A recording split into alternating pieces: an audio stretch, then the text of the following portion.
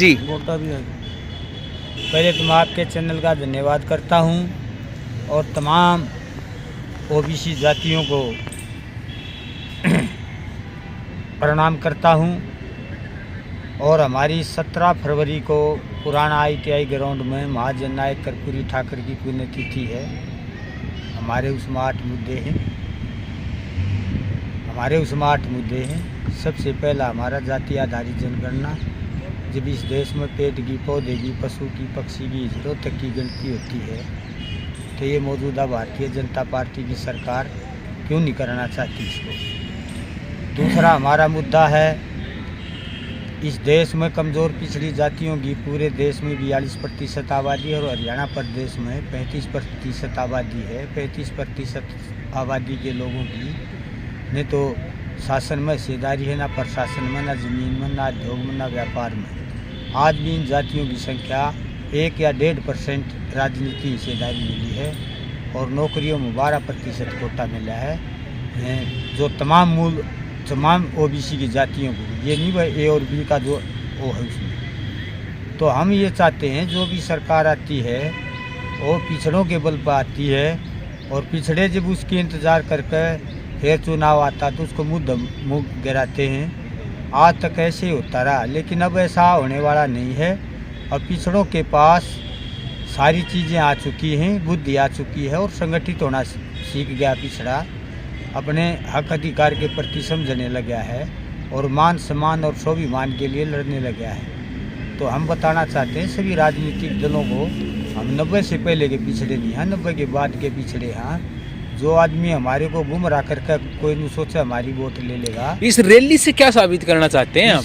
इस रैली से हम ये साबित करना चाहते हैं, जो इस देश में आज सारी पार्टियों में आयतोबा मची हुई है। भाई मैं अति पिछड़े मारे को वोट दें, अति पिछड़े मारे को वोट दें, अति पिछड़े मारे को वोट दें। लेकिन अब अति पिछड़ा किसी को वोट देने वाला नहीं, अति पिछड़ा उसी को वोट देगा जो इसका भाई बना गए, हाथ पकड़ गए, इनको ऊपर खींचेगा, ना कि पीछे धकेलेगा। ये रोज़ मीटिंगें होती हैं, चाहे गांव में होती हैं, चाहे शहर में होती है, चाहे कस्बे में होती है। तो इस रैली को कामयाब करने के लिए इस हरियाणा प्रदेश की तमाम जो सामाजिक संगठन हैं, तमाम जो राजनीतिक पार्टियों में बैठे हैं, सभी लोग इस रैली की तरफ ध्यान सबका आकर्षित है।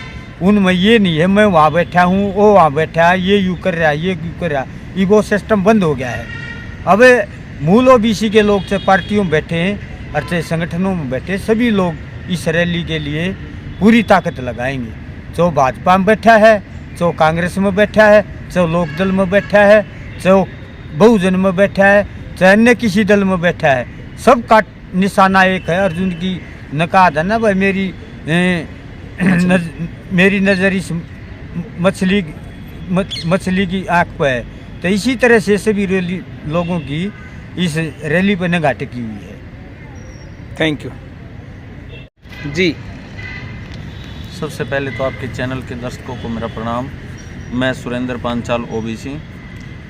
मैं ये बताना चाहता हूँ कि जिस तरह से बिहार में कर्पूरी ठाकुर जी के फार्मूले को लेके नीतीश कुमार जी ने जो पिछड़ों, अति पिछड़ों और जो शोषित वंचित जो जातियां हैं, दलित परिवार हैं, SC ST माइनॉरिटी और यहाँ तक कि जो सवर्णों में भी जो EWS आरक्षण है जिसकी उसको ज़रूरत थी, उन्हें वो देने का काम जिस तरह से बिहार में नीतीश कुमार जी ने किया है, तो पूरे देश का बहुजन समाज और शोषित वंचित जो अगड़ी जातियों में हैं वो समाज भी आज नीतीश कुमार जी की तरफ देख रहा है।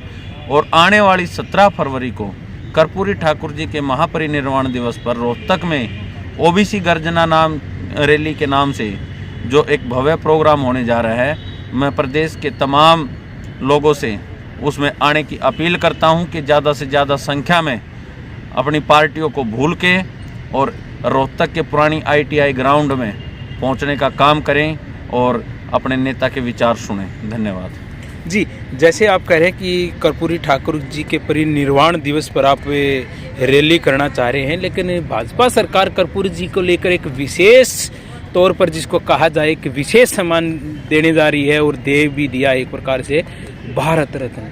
तो भारत रत्न उन्होंने दे दिया, तो भाजपा से अच्छी तो मेरे ख्याल से आज तक कोई पार्टी ऐसी आई है। भारत रत्न ने भाजपा ने अलाउंस कर दिया है, लेकिन ये जो भाजपा में जो बैठे स्वर्ण लॉबी के लोग हैं, यही यूं कहते थे कि कर्पूरी ठाकुर संसद की गद्दी छोड़ो और जाकर अपना उस्तरा पकड़ो। ये वही लोग हैं। ये आज जो इन्होंने भारत रत्न देने की घोषणा की है, ये बीजेपी सरकार या किसी सरकार की वजह से नहीं है। ये जो बहुजन समाज जो जाग चुका है और ये अपने हक अधिकार के प्रति जागृत हो चुका है। कल ही 24 तारीख को बिहार में नीतीश कुमार जी ने कर्पूरी ठाकुर जी की जयंती पर एक बहुत बड़ा प्रोग्राम बिहार में रखा था, और महापरिनिर्वाण दिवस पर 17 फरवरी को हम लोगों ने जो रोहतक में जो प्रोग्राम रखा है, और उसमें भी माननीय नीतीश कुमार जी मुख्य अतिथि हैं, वो यहाँ पे शिरकत करेंगे। तो नीतीश कुमार जी का और जो बहुजन समाज के जो लीडर आज हैं, उनका जो वर्चस्व देश में बढ़ रहा है, उसे रोकने के लिए बीजेपी ने सिर्फ एक पासा फेंका है, इससे ज़्यादा कुछ नहीं है। ये सम्मान हमारे नेताओं को इन्होंने पहले दिया नहीं कभी, और अब नहीं देते। अगर ये सम्मान देना ही चाहते हैं तो ये कर्पूरी ठाकुर जी के फार्मूले को लागू करके इस देश के शोषित वंचित लोगों को हक अधिकार देने का काम करे, तब तो हम मान सकते हैं कि बीजेपी हमारी हितैषी है, वरना सिर्फ दिखावे से बीजेपी के हम झांसे में आने वाले नहीं हैं। Thank you.